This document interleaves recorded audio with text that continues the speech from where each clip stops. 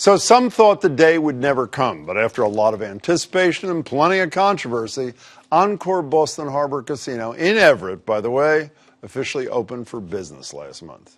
But on opening day, none of that seemed to matter to the thousands who turned up for all the fanfare, fireworks, and food, some waiting upwards of 10 hours to get in the door. So, how's the casino been faring 18 days in? I'm joined by Encore Boston Harbor President Robert DeSalvio. Bob, congratulations. Good to see you. Thanks so much for being here. Jim, thanks for having me on. Have you slept in the first 18 days or no? Not much, to be honest with you. How much anxiety is there about something this huge, $2.5 billion operation? There's a lot. I mean, we had to hire over 5,000 team members and then get them in about 3 weeks early and have them all trained and ready to go for opening. So there's quite a bit of stress involved with that, but the team did amazing. And cleaning up a toxic dump along the way, I should say, which I think everybody appreciates.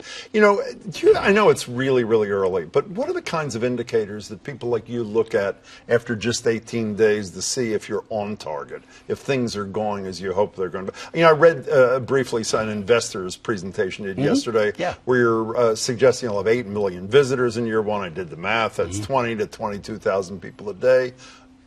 Are your expectations going to be met based upon the first 2.5 weeks? Well, so far, so good. We had a wonderful opening, as you know, and the general reaction from the public has been terrific. However, I will tell you that it takes a while to ramp up and build these properties up to full potential. You have to build a database. So for us, there's an expectation that it doesn't come automatically, but it will come over time. But so far, so good. In year one, you guys were predicting $800 million in revenue. That's $200 million for the state, which is not nothing. The state is budgeted in, I guess, $542 million, which is obviously a quarter that goes to the state.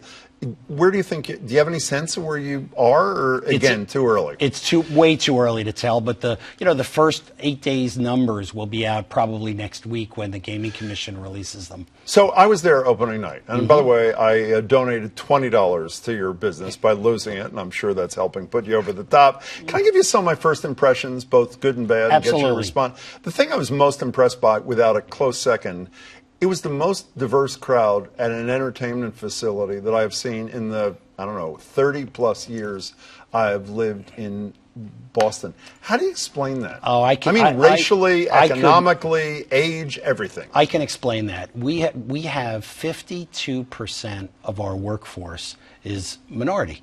And what we tried to do was be as inclusive as possible during the hiring process. And I think people want to go to places where that represent them. And so we feel really good about the fact that the crowd has been older, younger, all ethnicities, and everybody gets along and everybody actually enjoys the same facility. It's wonderful to see. You know, I guess it's really good news on one hand, and you know that I'm not crazy about casinos. We've had this conversation, and that's why I really appreciate your being decent enough to show up all the time, I should say. But the downside, I had this discussion with you a year or so ago. A study was put out in the legislature about how the lottery in the state is like Robin Hood in reverse. It really is. And people like you, including you, said to me, casinos are not like that. That's not, it isn't the same sort of, these aren't your exact words, preying on lower income people. It's a different mix.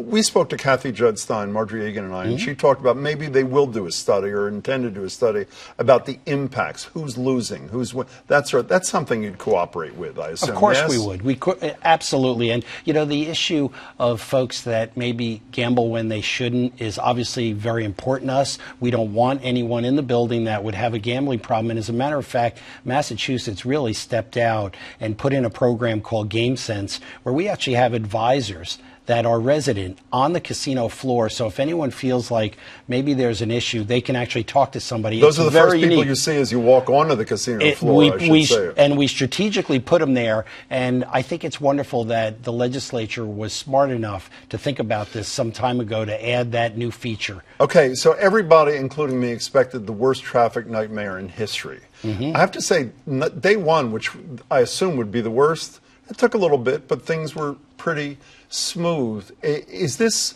good luck or good planning, or maybe a crowd at not the level you want? How do you explain that? It's actually very good planning. We worked for over a year on a very intensive strategic plan for transportation, and here's the great news. Which is don't drive your car. That's the centerpiece, right? Here's what's amazing. People are trying these other options. I will tell you, in the first 2 weeks, we had over 100,000 people take the shuttles from either Wellington, Malden Center, or the neighborhood shuttle that goes through Everett and connects up with the Silver Line. People love the boats.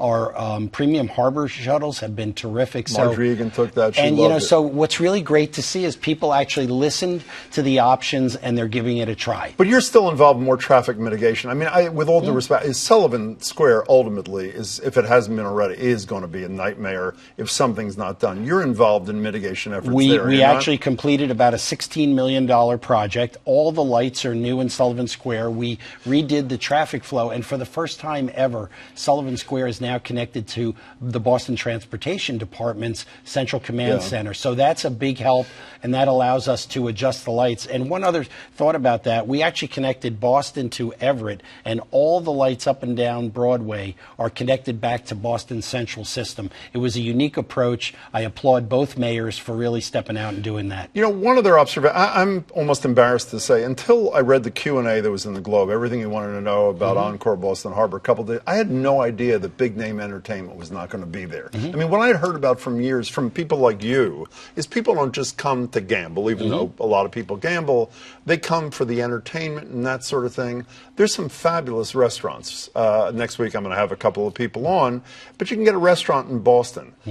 Why no huge stars? Why no ballroom with 5,000 people seeing something? Why was that decision made? Or are you not worried about the impact of that? We actually do have a large ballroom. It's 37,000 square feet. It's the second largest in Boston, behind the BCEC. But you're not planning any big name entertainment, are you? We had already in the first 2 weeks. These were private shows, but we will have public shows. We had Earth, Wind, and Fire. Yeah, I know that. We had Paul Anka last week. Tomorrow night, we're hosting our first ever championship boxing match. We will use the ballroom occasionally. Here's what we thought. We thought that we would become part of the greater Boston entertainment community. So we're going to send a lot of people to all of the different venues around town. It's also a great way for them to actually get out of the building and experience greater Boston. But are you not worried about the negative impact on you? I mean, the good news for that customer is he or she leaves and goes to Fenway or to the theater, but they're not seeing the theater there. They're not seeing that big name entertainer there. Does that not worry you? Nope, not at all, because we're very happy that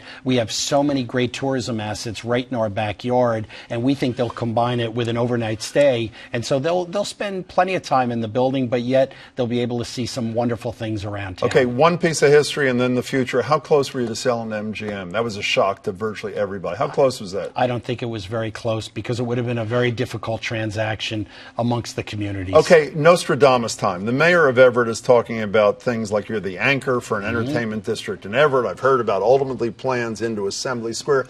Do Nostradamus for me in the last 30 seconds. 10 years from now, what do we see surrounding? I think you see a major entertainment district. I think you'll see a connection between Everett and Somerville. What's happening over at Assembly is amazing. And then we've got 11 acres on the other side of Broadway that is ripe for future development. The mayor had a vision for a large entertainment hospitality destination. I think in 10 years, you're going to see it. Are you this calm in real life? Or Absolutely. No? That's unbelievable. Nice to see you. Nice to see you. Thanks for having me on. Lots of really appreciate it.